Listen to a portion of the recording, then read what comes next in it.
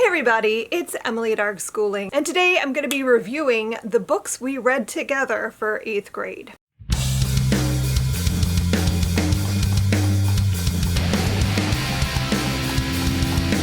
So we've come to the end of the school year. Finally, we finished our last read aloud last week, and I thought it would be fun to do a sort of review of all the things we actually read together over the year. These are just our literature read alouds, and then I had an idea that I was going to have my daughter participate by sort of ranking her favorites to least favorites, and she doesn't want to be on camera, so she still gave me a ranking. So I'm going to go through everything we read in order first, and then I'm going to give you her ranking of like what she loved and what she didn't. So let's just get right into it, shall we? The first book we read together for 8th grade was The Hitchhiker's Guide to the Galaxy by Douglas Adams.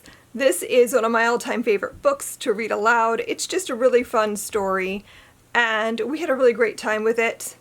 I love science fiction, but I love like cozy sci-fi more than anything else. Like just science fiction that feels fun and silly and doesn't necessarily take itself too seriously, or just kind of leaves you feeling happy at the end, and that's exactly what this is.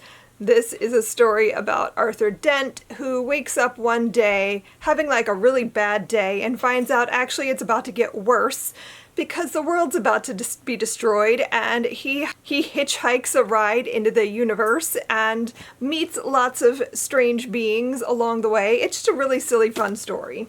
The next book we read isn't so much a book as we read a ton of short stories, and that is His Hideous Heart, edited by Dahlia Adler. Mostly we read we did both, but we read a lot of Edgar Allan Poe short stories and poetry, and we read some of the retellings that come in this book, and we had a really good time with that.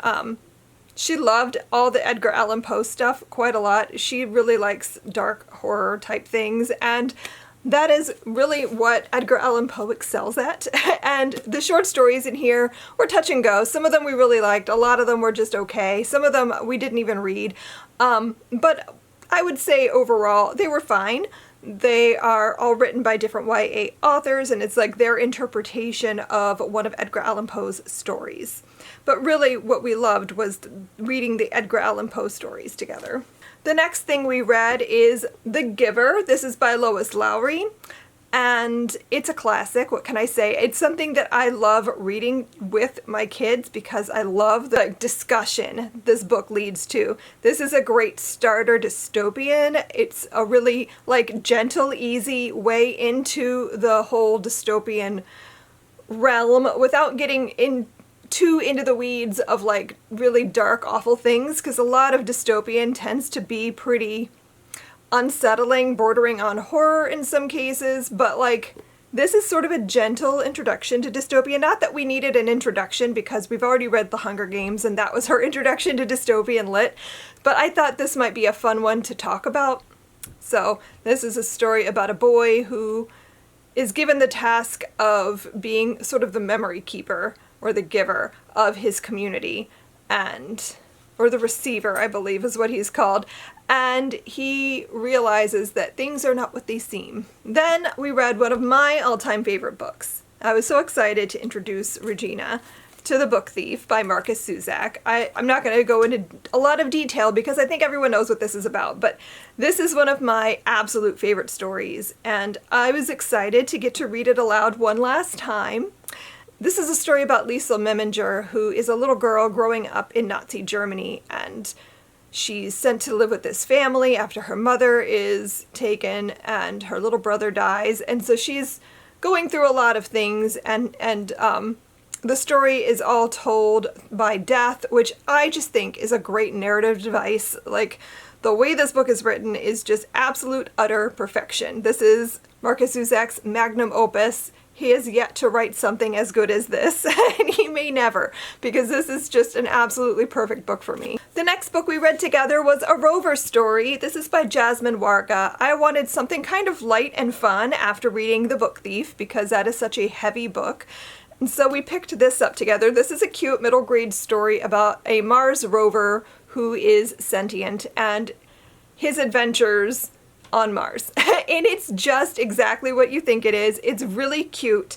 You're getting different storylines. You're following the daughter of the woman who is working on the rover. So she's like writing letters to the rover and talking about her life and her experiences over the many years of the story, because this takes place over a pretty long period of time, even though it doesn't really feel like it. And you're also following the rover as he's like learning about what his job is and what he's supposed to do, and making friends with other robots along the way. It's very cute. This was adorable. And I'm kind of glad we read it together. I almost gave this to her to read on her own, but I kind of wanted to read it too, so we did it together, and it was really cute. The next book we read was A Wrinkle in Time by Madeleine L'Engle, another classic that I was excited to introduce her to. I'm not going to go into detail. I'm pretty sure everyone knows what A Wrinkle in Time is, but it's about a girl whose father is missing, and she and her brother and a friend meet these strange women who take them on an adventure through space and time to find and rescue her father.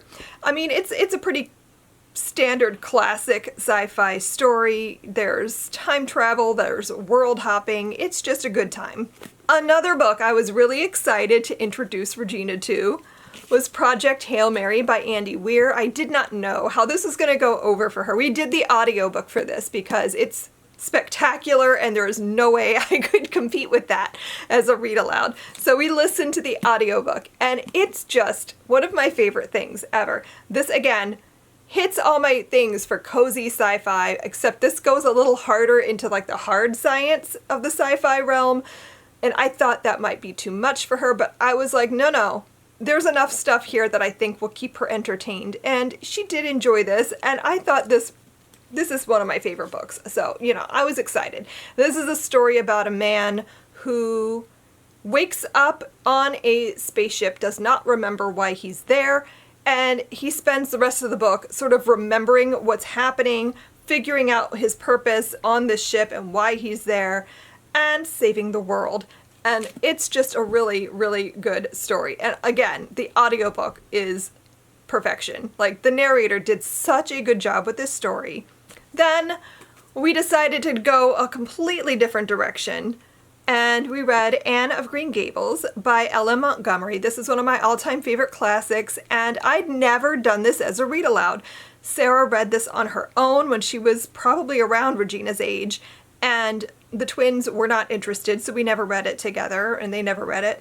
And I was like, you know what? This is my last chance. We're gonna do it. So Regina and I read this together, and I'm so glad we did. It was such a nice time. It's always a good time going to Green Gables. I love Anne. I love just the way she views the world. I love that she's such a positive force for everyone she meets, but she's also got this fiery temper. I just love Anne Shirley. I feel like I connect with her in some way. And so I'm glad we finally did this as a read aloud. And then our final book of the year is one that I had been so excited to read all year long. Like, I knew we were going to do this year. I've been looking forward to it. I decided to save it for last. So we read Watership Down by Richard Adams. And this is one of my all-time favorite books. This and The Book Thief. Like, those are the key things that I like, we have to get to these this year. And we did, and I'm so glad. And this is a story about rabbits who are on this adventure to build a new warren, and that sounds not that exciting on its surface, but I promise you, if you've never picked this up, it is well worth your time. The writing is gorgeous. Like, it's so beautiful. I love the attention to detail the author has for, like, all of the different plants and flowers and things. The rabbits have this whole lore and mythology, and I love this story. I love all of the characters. They feel like real beings to me. Like, every rabbit I see is either Hazel Fiver or Bigwig, and I want them all to be my friends. Okay, so those are all the books we read together. Now I'm going to show you her ranking, which, personally, some of it kind of hurt me a little. She's a harsh critic. What can I say? Her favorite book of the year, I'm pleased to say, was Watership Down. So I'm so glad that she loved this as much as I do, I think. Well, maybe not as much as I do. I'm a little bit obsessed, but like she still loved it. Her second favorite book of the year was His Hideous Heart, which I was surprised. I mean, I knew she was enjoying it, but I didn't know that this was going to be like top tier for her, so that's great. Let's see, her next favorite was A Rover Story, which I'm not surprised at all. She loves things like this. One of her favorite stories ever was The Wild Robot. And so I knew that this was going to be up her alley, and I was right. Then she chose The Hitchhiker's Guide to the Galaxy for her fourth favorite, which again, not really surprised. That is very much her humor. I think she's going to really like Terry Pratchett when we introduce that next year. Then she ranked Project Hail Mary in the fifth space. Here's where things start to go downhill for me. Sixth place was The Book Thief. She argued that it wasn't as sad as I had told her it was going to be.